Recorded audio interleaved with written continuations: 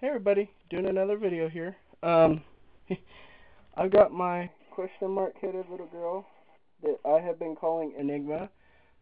Not for the uh, not for the morph, but just because she was a puzzle. It's the one that laid the first two duds. Um, and she's got a backwards question mark, or she's got a question mark on her head. So I just figured I'd call her Enigma. She's in shed right now. As you can see, she's pretty opaque.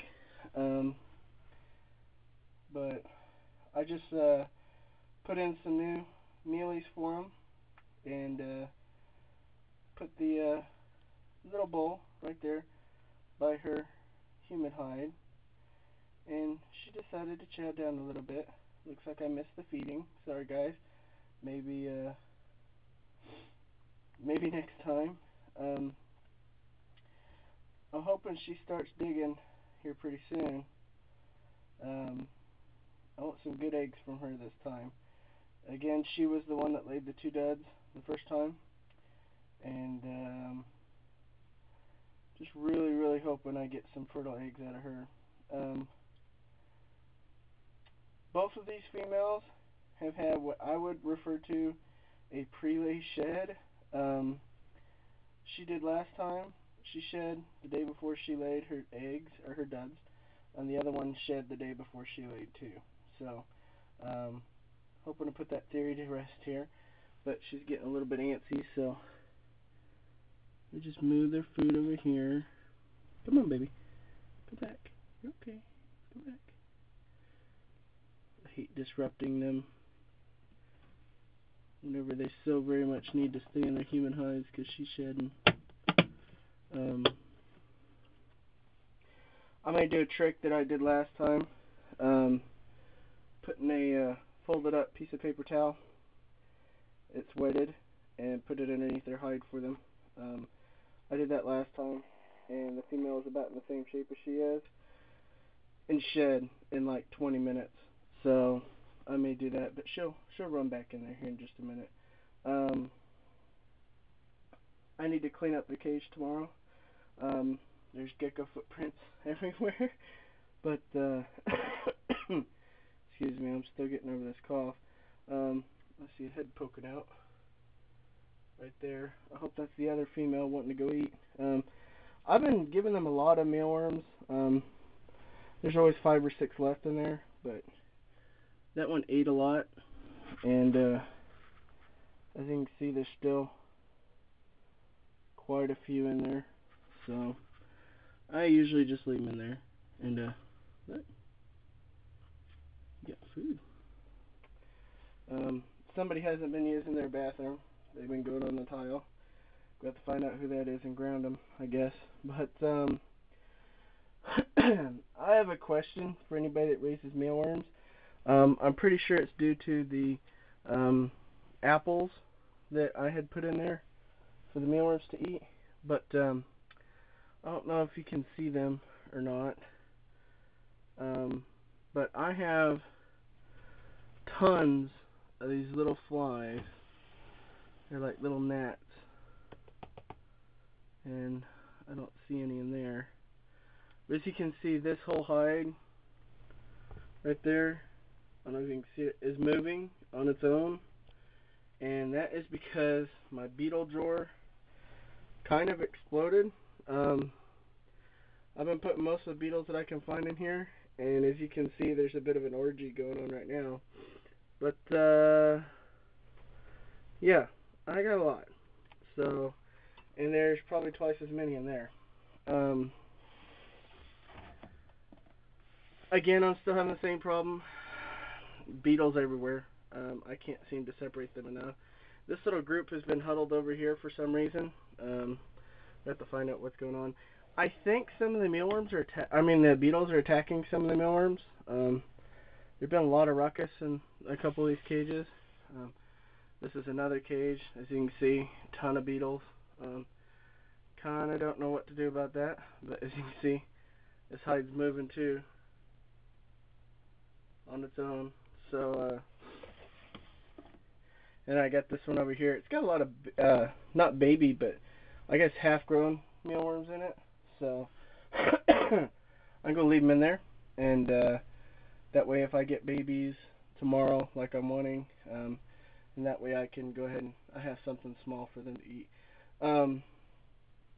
I made another couple of. I made 2 more bins. I used the method for weight, and didn't really matter much to me. It came out the same way that my just guesstimating it did as well. I had a comment last time about what these black pieces are. I put tape over all these little holes in the incubator just because I was noticing it was having to come on a lot, and we've been having some power outages, and that kind of helps to keep the heat in. I also have a bottle of water in there and a dish of water just to keep the a buffer, sort of, because it's harder to heat up water than it is anything else, and it's harder to cool down water as well. So that way if the power goes out, the water can kind of keep the stable temperature in there. But since adding both of those, I've been having a problem keeping my temperature. It's 84.7, so I've been having to crank it up a little bit. I'm hoping that my thermometer hasn't went out. I'll be testing it here in a little bit because it's been 84.7 for a while. So I may grab the one I have over here from my cool side and try it in there. I'm hoping those things don't go bad in the moisture, but if so, well, while I'm in Oklahoma City tomorrow, I'll try to pick up some better ones. I guess that's about it. I don't have really anything changed, really. I was listening to the show with Ron Tremper tonight, and he was recommending to put in some things, some other kinds of dusts to put in with their calcium that they can lick up, their vitamins. So I put a little bit of that ICB in there with their calcium to see if they'll lap it up. I've also been experimenting. I put like maybe a pinch of calcium in their water as well. So they've been getting that good. And that water's been drank pretty good here lately. And there's my other female, the one that laid the 2 fertile eggs. I don't know if you can tell or not, but her sides are orange, so she is about to pop. At the show at the end of June, I'm hoping to get a Max Snow. I'd love to get one that's either Het Eclipse or Het Raptor. That will get me ahead of my project quite a bit. I would love to get a Super Snow Enigma Het Raptor to cut everything down in time and cut me a whole 2 years off of my project, but I don't think I'll have the money for that. Unless Kelly is, a god and decides to give me a heck of a deal. I've talked to her for a couple of years, but I doubt it. I'm not that good at manipulating people. So, other than that, of course, that'll be going for bees. If I get, the Enigma and everything, that'll be going for bees. It'll be going for, I lost train of thought. I really need to start scripting these things. It'll go for bees. It will go for, God, I can't even remember the names right now off the top of my head. But there's quite a few projects you can do with snows, Enigmas, and Raptors that I think will be really cool. The main, of course, is, yes, the Holy Grail, the Super Raptor, which is pure white with red eyes. It is not a Diablo Blanco, so it is a completely different one. And that's hopefully going to be the last of this. That's hopefully going to be the end result of all this. If I only get a snow, well, I have to breed it to these girls. I should get 50% snow, 50% normal, all het for Raptor, and then breed them back to, I'll probably make a couple of them male, breed them back to these 2 females here, or if I get more het Raptors or Raptors later on down the line, and then that way I can have my snow Raptors, and of course if I bred them together, then I would get super snow. And with them both being het, I'm pretty sure I'd just get 66% hets, or I might get some right off the bat. I haven't really figured out the genetics. I'm not too fond with them, but I'm still trying to find some of these little gnats.